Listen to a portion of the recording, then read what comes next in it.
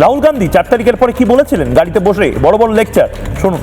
भाई और बहनों, अगर ममता जी ने साफ सुथरी सरकार चलाई होती, अगर ममता जी ने बंगाल को पोलराइज नहीं किया होता तो बीजेपी के लिए रास्ता नहीं खुलता।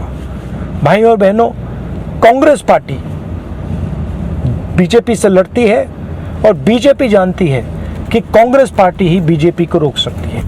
রাহুল গান্ধীর এই বক্তব্য আপনারা শুনলেন এবং তারপর শুনুন মানে সুবিধাবাদ কাকে বলে। মার্ক্সবাদ শুনেছেন? মার্ক্সবাদ যারা মুখে মুখে বলে তারা আসলে সুবিধাবাদ করে। যারা কংগ্রেসের 100 বছরের পলিটিক্সের দোহাই দেয় তারা পুরোটা সুবিধাবাদী রাজনীতি করার জন্য, নিজে খাও পার্টি হওয়ার জন্য এই রাজনীতিটা করেছে বলে অনেকে বলে এবং সেটাই হয়তো বাস্তব। মমতা বন্দ্যোপাধ্যায় 15 বছর শুধুমাত্র নিজের বাড়ি, নিজের ভাইপো তারা যাতে হাজার হাজার কোটি টাকা কামিয়ে নিতে পারে তার জন্য পলিটিক্স করেছে, এখনো করছে। এখনো যারা দেশে মোটামুটি একটা জায়গাতে আছে, যারা সাইনবোর্ড হয়ে যায়নি কংগ্রেস, তাদের সাথে হাত মেলাতে চাইছে কিছুটা প্রাসঙ্গিক হওয়ার জন্য। মমতা বন্দ্যোপাধ্যায় কংগ্রেসকে কি না বলেছে, কি না বলেছে মনে করিয়ে দিই একবার। এই কংগ্রেসের যারা ভাই বোনেরা কালকে থেকে তৃণমূল কংগ্রেসের ভাই বোনদের বলবে না না আমরাই তো আসল জোটসঙ্গী, মমতা বন্দ্যোপাধ্যায় তো আমাদের নেতা।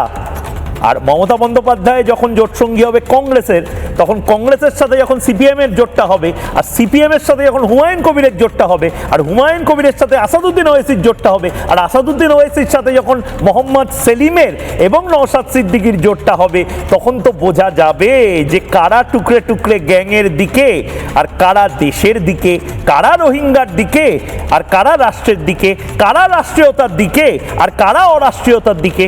মমতা বন্দ্যোপাধ্যায় ভুলে গেছেন হয়তো কি কি বলেছিলেন, আমি শোনাচ্ছি, ডোন্ট ওয়ারি, শুনুন। কংগ্রেস তুমি তো একা পারবে না, তুমি 40টা সিট পাবে কিনা আমরা জানি না। আমি নাই বা কিছু চাইলাম, তাও আমি বলেছিলাম 2টো সিট তোমাদের দেবো, তোমাদের জিতিয়েও দেবো, বললো হবে না। আমি মনে কটা চাই 42টা রিজেক্টেড। ইলেকশন এসছে তাই বসন্তের কোকিলদের কাউকে ফটোশুট করছে সব। লড়তে যদি পারে বিজেপিকে কেউ, বাংলা পারে, তৃণমূল কংগ্রেস পারে, আর আমরাই পারি সমস্ত রিজিওনাল পার্টিকে ঐক্যবদ্ধ করে এক জায়গায় দাঁড়াতে।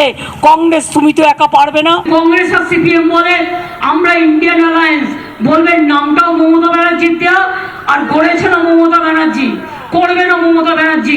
দিল্লির দিকে তাকিয়ে লড়াই করো, সারা ভারতবর্ষে বাংলার দিকে মমতা ব্যানার্জির সাথে লড়াই করতে যেও না।